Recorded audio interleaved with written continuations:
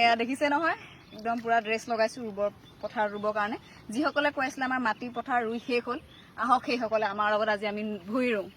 এয়া চাওক আমাৰ মাটি খেতি পথাৰ সকলোৱে আহক এনেকে ইনেই এচি ৰুমত বহিলৈ ডাঙৰ ডাঙৰ কথা কয় মাটি ৰুবলৈ নাই শেষ হ'ল বুলি ক'লে নহ'ব ভুৱা তথ্য কিছুমান প্ৰচাৰ কৰিলে নহয় এতিয়া পোনপ্ৰথমে মই সকলোকে ধন্যবাদ জনাইছো যে ইমান বিভিন্ন প্ৰান্তৰ পৰা আমাক খবৰ লৈছেহি আমাৰ দুখৰ সমভাগী হৈছে সকলোৱে আচলতে মই বহুত বেছি সুখী মই বুজাব নোৱাৰো কিমান সুখী হৈছো এই ক্ষেত্ৰত এতিয়া যিহেতু আমাৰ ফালে দল সংগঠন প্ৰত্যেকে আহি আছে কঠিয়াখিনিক লৈ ৰাজনীতিতে নিনিব বুলি মই আগতেও অনুৰোধ কৰিছো এতিয়া আকৌ এবাৰ মই অনুৰোধ জনাইছো সকলোকে এতিয়া আমি সকলোৱে ৰুম আৰু প্ৰথম কথাটো হ'ল মই এইটো কাৰণে সুখী হৈছো ওচৰ চুবুৰীয়া মানুহ হওক বা পৃথিৱীত কেনেকুৱা ধৰণৰ মানুহ থাকে মানুহৰ মানসিকতা কেনেকুৱা আচলতে এই কথাটো আচলতে স্পষ্টকে পোহৰলৈ আহিছে সেই কথাটোৰ কাৰণে মই বেছি সুখী হৈছো আৰু আপোনালোকে যিজনী গুণগুণ চিটাক চিনি পায় এতিয়াও কিন্তু সেইজনী গুণগুণ চিটিয়াকে আপোনালোকৰ মাজলৈ পোহৰ হৈ অহা নাই গুণগুণ চিটিয়া কি আচলতে গুণগুণ চিটিয়া আপোনালোকে ভাবিছে এজনী গাঁৱলীয়া ছোৱালী সহজ হ'ল গুণগুণ চিটিয়াও আৱেগ বিবেক সকলো আছে আৰু গুণগুণ চিটিয়াৰ যি উত্তেজনা সেই উত্তেজনা কিন্তু আপোনালোকে দেখা নাই গতিকে মোক উত্তেজিত হ'বলৈ আপোনালোকে বাধ্য নকৰিব মই ইয়াৰ পৰা অনুৰোধ জনাইছো আৰু মই কঠীয়া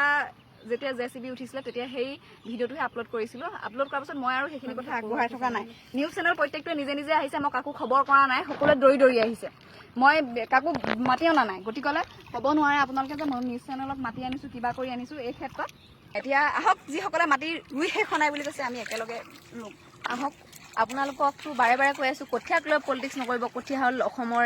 আৱেগ সকলোৱে জানে আপুনিও এতিয়া এচি ৰুমত বহি বৰ বৰ কথা কৈছে কিন্তু বৰ বৰ কথা ক'বলৈ যে শক্তিটো পাইছে ক'ৰ পৰা সেইটো কথা গম পাইছে নাই আমি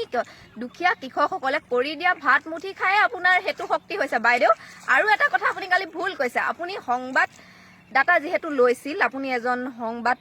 তথ্যক হিচাপে কিছুমান ডাটা আপুনি শুদ্ধকৈ ল'ব আৰু নামটো আপুনি ভুল লৈছে ভণ্টিৰ নামটো গুণগুণ ৰুণজুণ নহয় বাইদেউ মোৰ নামটো আগত জানি ল'ব লাগে তাৰপাছত ক'ব লাগে আৰু এই এনেকে কঠীয়া ডান্স কৰা ৰিলটো খুব ভাইৰেল হৈছে আৰে আমি কঠীয়া তোলোতে নাচো নানাচোতো আমাৰ ব্যক্তিগত কথা আৰু কঠীয়া তোলোতে মোৰ পোচাকযোৰ লৈ প্ৰশ্ন উঠিছে পোচাক কি পিন্ধো সেইটো মোৰ ব্যক্তিগত কথা আপোনালোকে চইচ কৰিব নেকি মই কঠীয়া তোলোতে কি পোচাক পৰিধান কৰিম যদি আপোনালোকৰ ইমান দয়া মমতা আছে তেনেহ'লে আপোনালোকে নিজে এযোৰ মোক পোচাক দি থৈ যাব মই বেয়া নাপাওঁ মই ভাল পাম আৰু এটা কথা এইখিনিতে কওঁ আপুনি কৈছিল কঠীয়া বিক্ৰী কৰাৰ কথা কঠীয়া যদি আমাৰ ৰুই শেষত থাকি যায় নিশ্চয় আমি বিক্ৰী কৰিম আপুনি যদি ভাড়া ঘৰ এটা ক'ৰবাত বনাই থয় আপুনি কি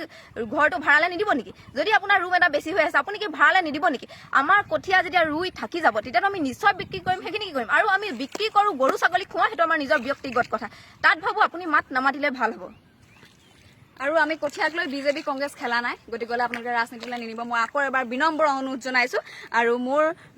ফেচবুক প্ৰফাইলৰ যোগেদি এই বাৰ্তা সকলোলৈ প্ৰেৰণ কৰিছো আকৌ এবাৰ ধন্যবাদ জনাইছো যিসকলে আমাৰ দুখৰ সমভাগী হ'ব লাগিছে আৰু মোৰ হাঁহিটোক লৈও বহুতে কৈছে তাই হাঁহি বনাইছে কৰো বুলি কৰিছে মই চব ভিডিঅ'তে হাঁহি থাকো আৰু আপোনালোকে যিসকলে প্ৰফাইলটো খুচৰি থাকে নহয় সেই খুচৰাসকলক কৈছো যিসকলে বেয়াকে কমেণ্ট কৰিছে আচলতে সেই বেয়াকে যে কমেণ্ট কৰিছে সেইকাৰণে মই বহুত বেছি উৎসাহিত হৈছো শক্তিশালী হৈছো